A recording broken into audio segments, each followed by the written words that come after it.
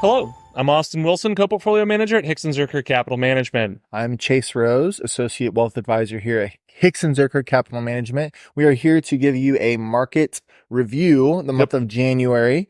So Austin, could you get us started with how the markets performed? So the markets. Let's just tee this up by saying last December, which is not that long ago, like a month or so ago, was fantastic, wrapping up a really, really good 2023. So investors really didn't know what was going to come in January, but I'll tell you. So the S&P 500 was up another 2.17%. The Dow Jones Industrial Average was up 1.15%. The NASDAQ led the way once again, up 2.7%. Small caps were down. It took a little. People were taking some profits off the table after a really good end of the year. Small caps were down 3.25%. Developed international stocks, a little bit better than break even at 0.44% return. But emerging market stocks, led by China, downward, were down 4.77%. Bonds were up 0.24%. So mixed month, but overall, markets generally positive. So continuing some strength that we saw at the end of last year. It's a pretty solid monthly win streak for the S&P. Absolutely. Last couple of months. So, all right. On the topic of markets and securities, the SEC has approved Bitcoin and other cryptocurrency ETFs for the first time. Whoa. This essentially will allow investors to participate in the growth or loss of cryptocurrencies without actually having to invest into a Bitcoin or any other type of currency. These ETFs, in theory, should reflect the price of crypto, just as an ETF might reflect the price of gold or oil or any other kind of commodity. So definitely a groundbreaking decision made by the SEC earlier in January. And, a lot of platforms were quick to the gun and they, made those. They had them ready to go. Basically the day after. Exactly. As early as the day after. It was interesting. So it was like a year and a half ago when ETFs reflecting futures pricings for Bitcoin and such were available for trading, but it was always thought it was very weird and that you couldn't get a spot or the actual price of Bitcoin ETF, and now you have. So while you own the ETF then owns the actual underlying, so they're holding actual Bitcoin, so your price closely tracks that. Yeah, but Bitcoin's still not regulated by the SEC. So no, it's not a security. So the Securities and Exchange Commission, SEC, well, they regulate ETFs, obviously, but they don't regulate cryptocurrencies because they're not securities. So it's kind of an interesting tension there. Sure. So, bear market. Stocks fall 20% from a high. I have a bear story today. Oh, good. I'm excited about that. So we just relived a 2-year bear market, right? So January 3rd, 2022 was the all-time high market closing peak. And then till October of 2022, the market fell 25%. That's a bear market. That is a bear market. And it took until January 19th, 2024, so a little over 2 years, to reclaim those all-time highs on a closing basis, meaning that the bear market is now officially behind us. So for reference, that 25% fall, peak to trough, in the bear market was a little bit less than the average bear market that we've experienced since World War II, which is about 31.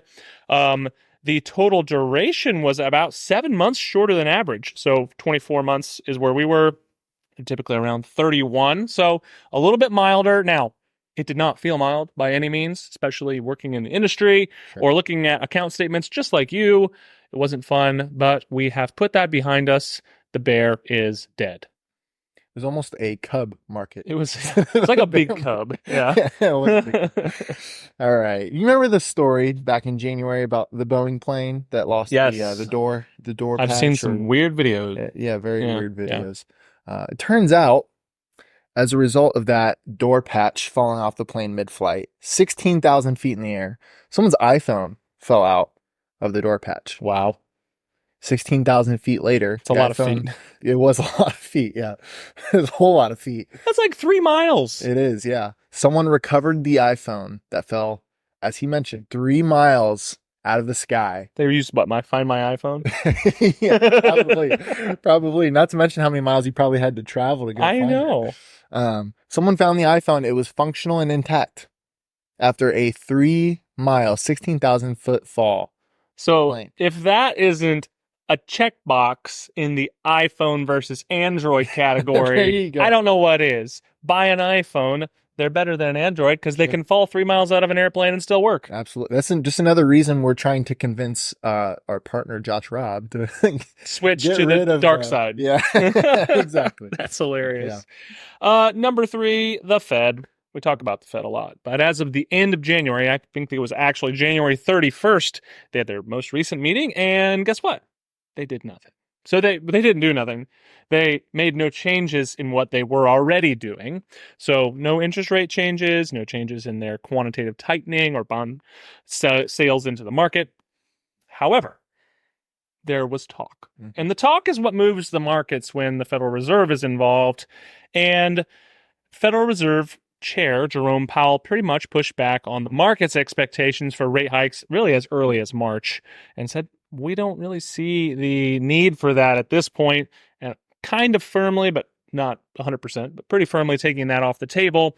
This was aided actually here on February 2nd when the Fed's going to be looking at the jobs report that just came out, where we had twice as many jobs added in the month of January as we expected, and they're going to say, yeah, we're right. We don't need to be cutting rates as soon as the market's expecting. So that's putting a bit of dampened expectations for Fed rate cuts this year. Sure.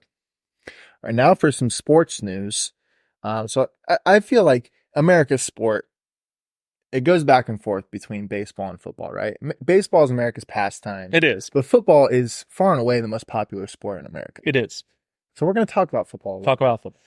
You love football. We're nearing the end of the football season. Just shed a tear.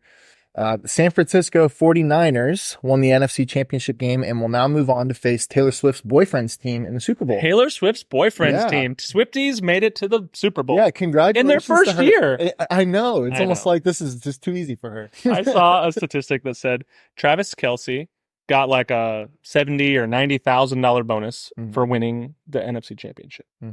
Okay, that's good. He probably spent that and more on the booth. Well, the funny thing is, like, yeah. Like, the thing was like, oh yeah, Taylor Swift's clearly dating him for the money, and she's probably a actual billionaire at this point. So yeah, and she's inflating, GDP in certain areas by millions and millions of dollars. So I thought that was funny. Yeah. But yes, Taylor Swift's boyfriend's team made it to the Super Bowl. They did, yeah. And a side note, Taylor Swift being at that game led to the Ravens-Chiefs game being the most watched conference championship game in NFL history with over 55 million viewers. I wonder how many of those viewers were Swifties. That's true. I wonder if the NFL has data on that. It'd be worth looking into. Is the Swiftie market, man, they are really helping the NFL out this year with their viewership. This guy right here. He didn't miss a snap. What can I say? I was eyes peeled every play for the T Swift cut. I know. Wouldn't it be interesting if she was the Super Bowl halftime show? She's not. I think I feel bad for whoever is. I know. That doesn't even matter anymore. Didn't Journey play in the halftime a show at the NFC Championship? Like they played a little show in the halftime. I'm not sure. Oh, yeah, it's interesting. Number 4, America's largest companies. So they're our publicly traded friends. The stocks that we all know, love, and hold had started releasing earnings for the fourth quarter of 2023, and we're partway through the earnings season right now. Generally speaking, coming in okay. Revenue and earnings coming in okay. Guidance is mixed. Some companies issuing stronger guidance, while some companies issuing mixed or down guidance than what the market's expecting. And that's putting some pressure on some shares. That being said, things are holding up in terms of corporate profits, and corporate profits are what drive stock prices over the long term. So I think we're going to be doing okay. Awesome. Speaking of large companies, Microsoft surpassed Apple in the month of January. So really large companies is what we're talking about. Extremely mega large companies. Microsoft surpassed Apple as the most valuable publicly traded company in the U.S. How do you account for value? Yeah, so we would use a term called market cap. Sure. So market cap would be the value price of a share multiplied by the number of shares outstanding to get an overall company value. Mm-hmm. And how big is Microsoft? About 2.93 billion. Trillion. trillion. Million, billion, trillion. Trillion with a T. Insanely large. $2.9 trillion is the valuation for Microsoft. They passed Apple as the most valuable company in January. That's actually happened 4 times since 2018. Apple has, for the most part, been reigning for the last decade, but that seems to be, the tide seems to be turning there. So Microsoft is now number 1.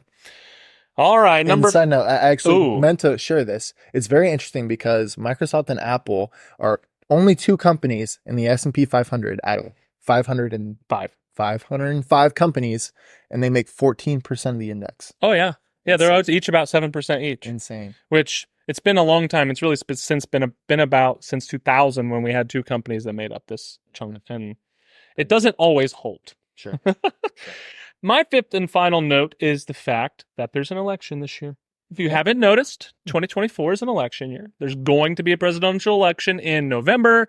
As of right now, it appears that former President Donald Trump will be facing current President Joe Biden once again. So it's a rematch for what we saw in 2020.